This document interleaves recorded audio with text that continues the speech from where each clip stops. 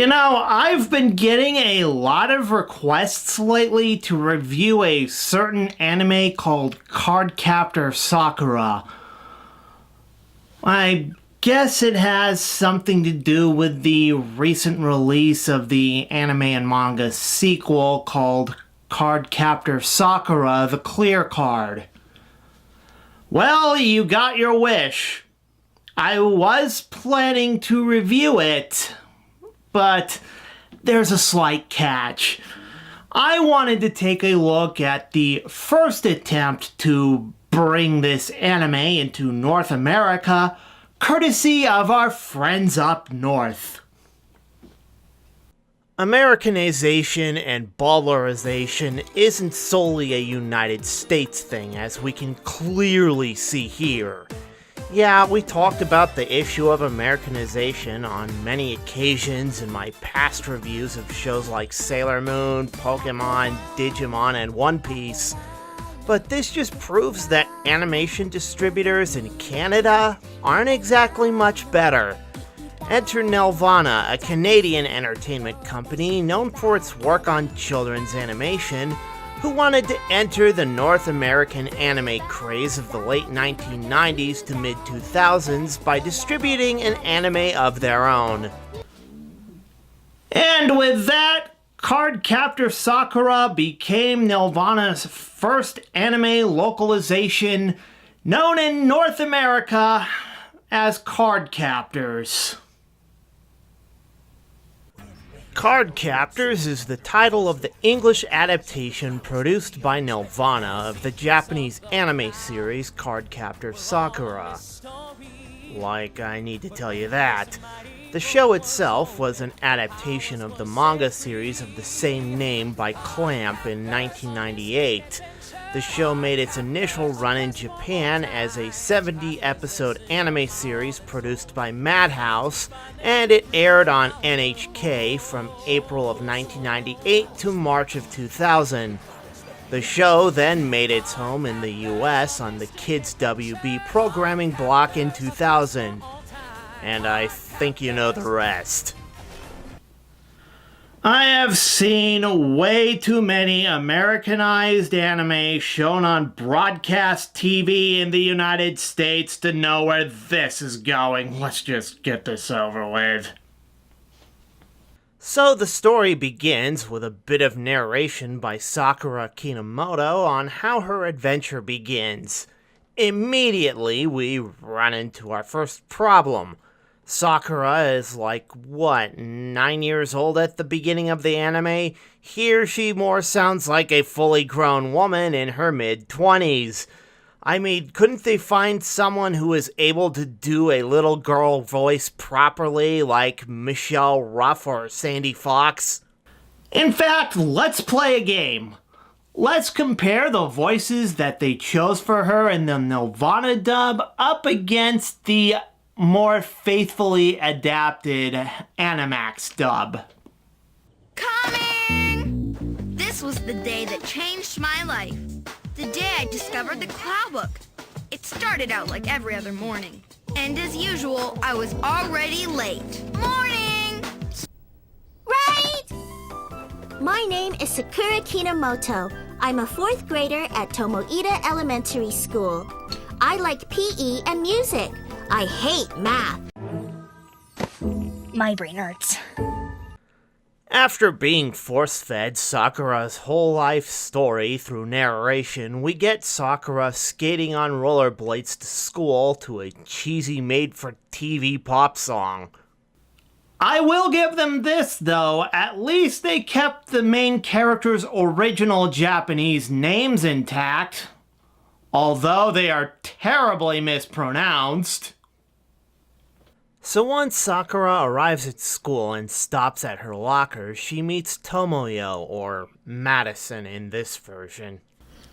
Never mind, I spoke too soon. They did change the characters' names. Oh yeah, I think I need to mention this. Apparently, there is this running gag in this anime where it seems that Tomoyo is absolutely gay for Sakura. Though since we understandably can't have anything even remotely close to homosexual overtones, even something as innocent as best friends in this version of the anime, since it is being broadcast on children's television in North America. Because of that, this rather one-sided romance isn't even brought up once. Which is a shame because it is the source of some rather hilarious moments, especially when it comes to Sakura's reactions to it. So once Sakura gets home, she begins hearing these strange noises from her dad's library, which causes her to investigate it.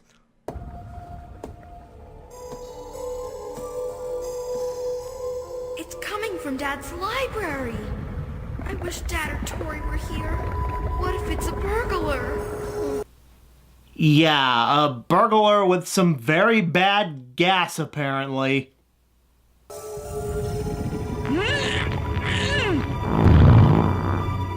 But a mysterious book begins glowing, causing Sakura to open it and unleash all of the evils inside of it, and by evils I mean a collection of tarot cards.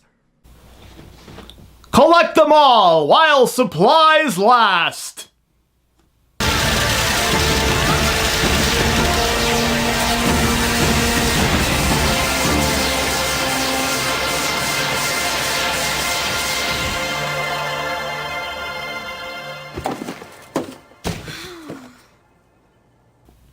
But little does she know that she actually opened up that evil book from the Care Bears movie.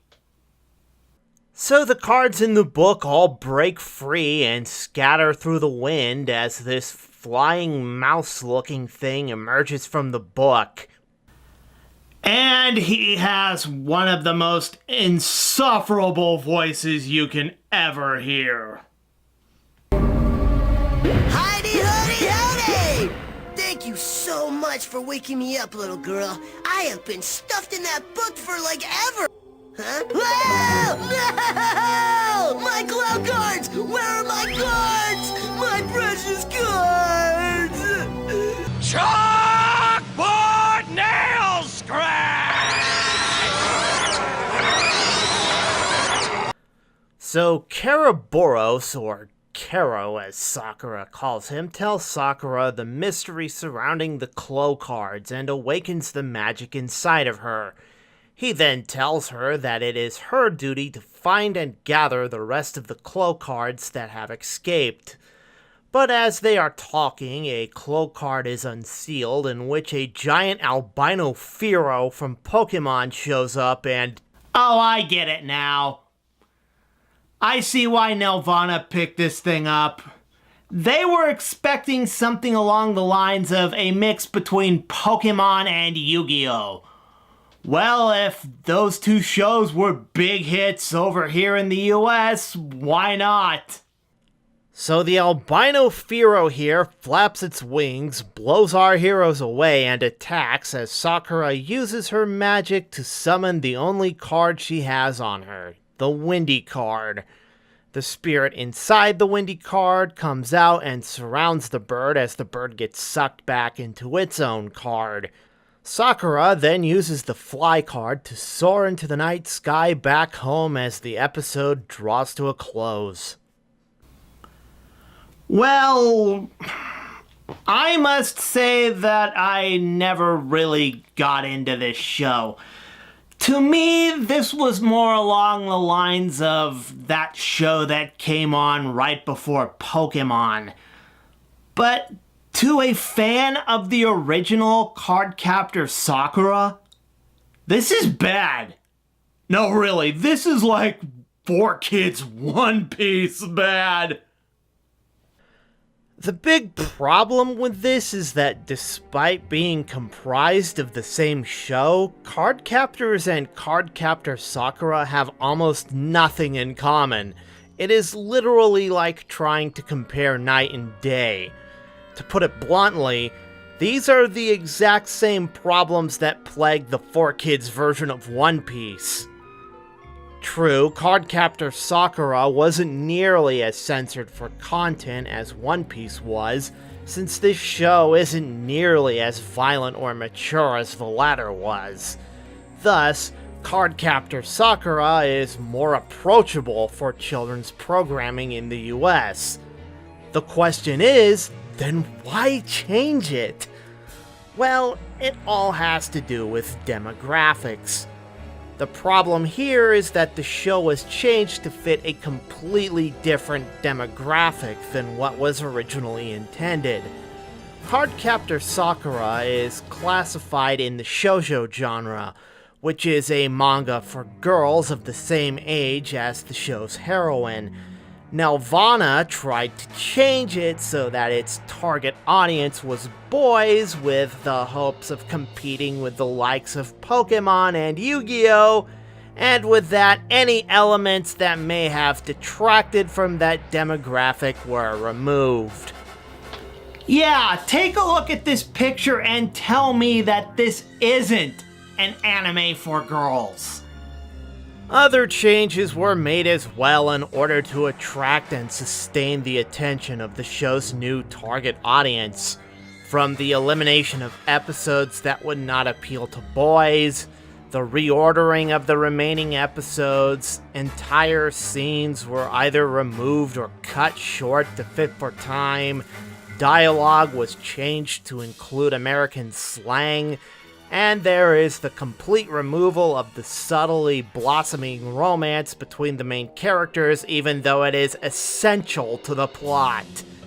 Hell, even the entire characters' personalities were changed just for the appeal of a wider target audience, but I'll get into that later.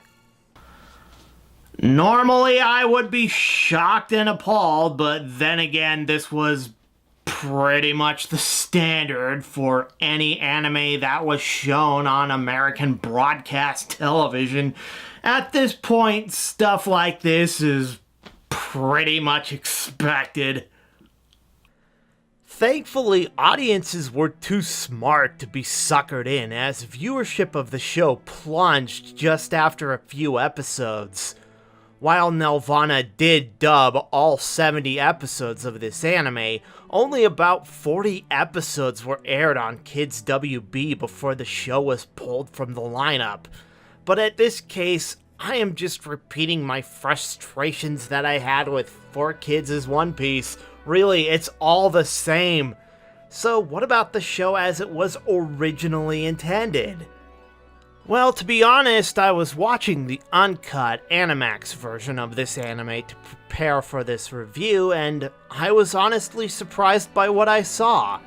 It took me a while to get into, but this anime surprised me with how charming and heartwarming the show can be, with a huge amount of depth for a show about a little girl collecting magic cards and the spirits inhabiting them.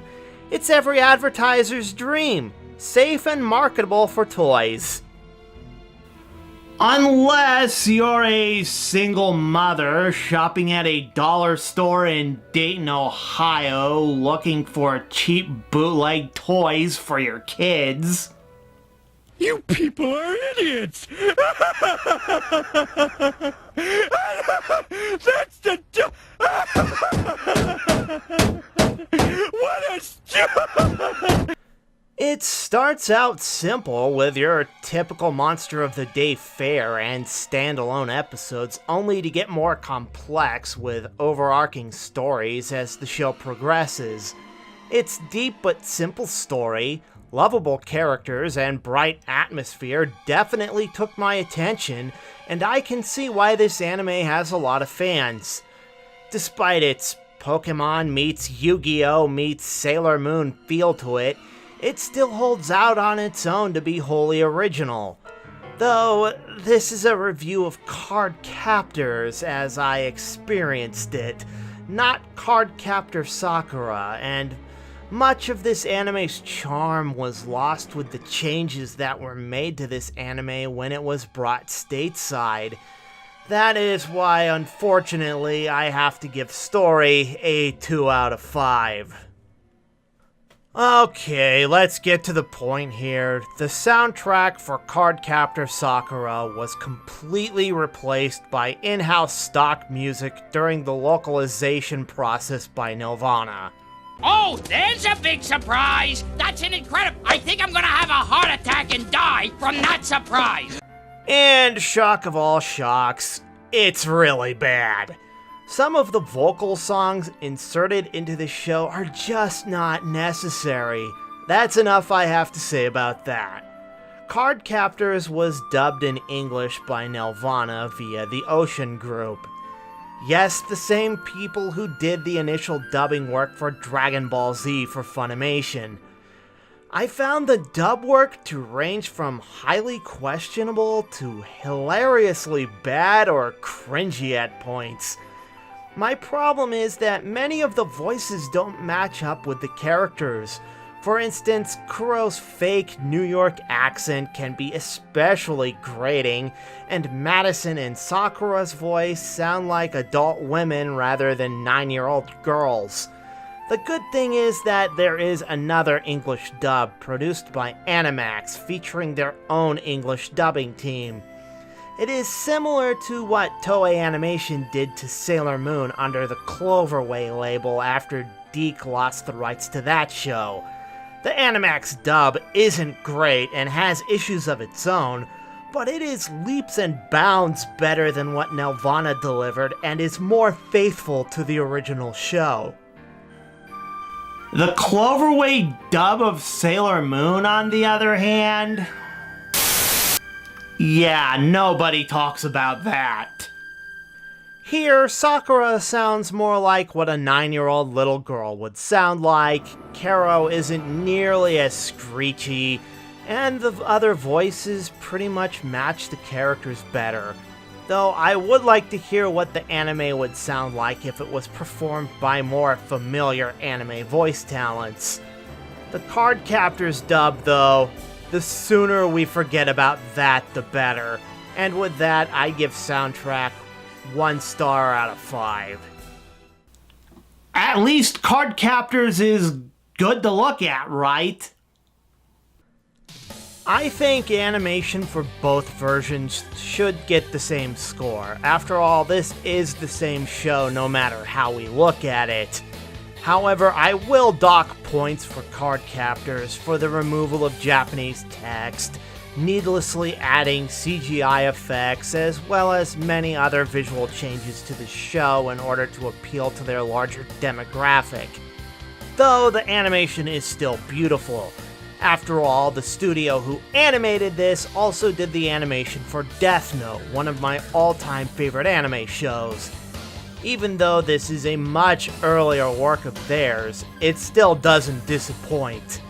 Much like Death Note perfectly captured the dark and sinister atmosphere of its source material, here the animation is bright and colorful with a charming aesthetic.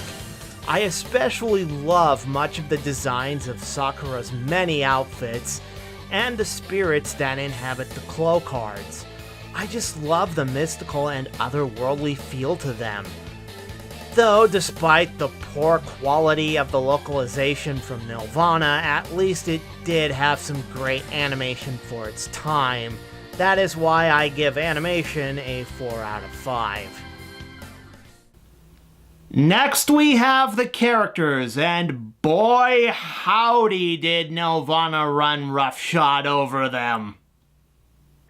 In order to show exactly why the characters in Cardcaptors was such a huge disappointment, I am going to go over the characterization of the original Cardcaptor Sakura to highlight where Nelvana went wrong.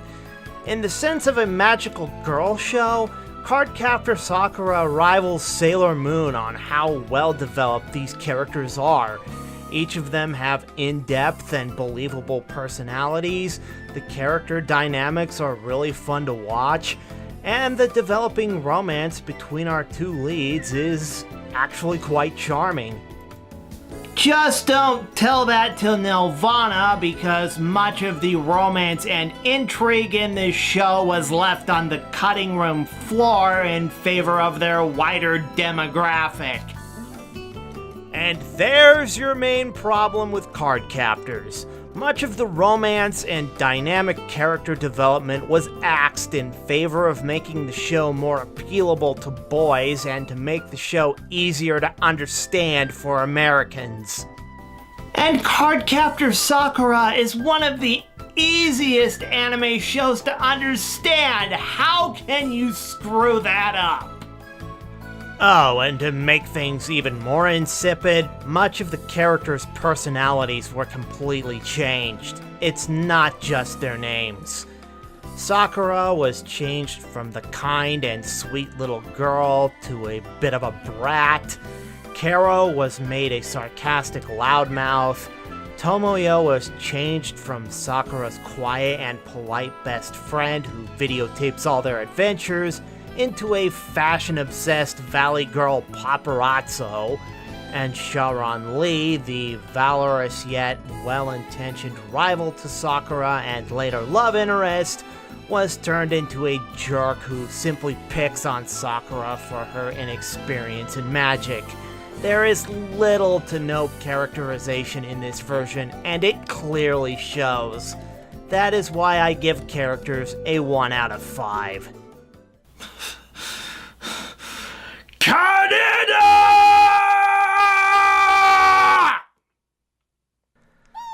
As a standalone show, Cardcaptors might be mildly enjoyable for the uninitiated, but for anime fans who have seen what Japan has to offer, all the charm and fun that the original provided is ironically sucked out. At certain points in the show, you can easily see where Nelvana tried to turn this into the next Pokemon or Yu-Gi-Oh! As a result, much like 4Kids' One Piece, what you get is a lifeless shell of what once was. The original is a classic, no doubt about that. And considering how surprised I was at Cardcaptor Sakura after writing this review, consider me a new fan. This, however, at best, belongs among the ash heaps of time. That is why I give Cardcaptors 1 point for interest and an overall rating of 3 out of 10. Well, that's enough of that. Next time, we're gonna take a look at another form of Americanization of anime and manga. The Hollywood film adaptation. Until next time, this is the American Anime Otaku, signing out.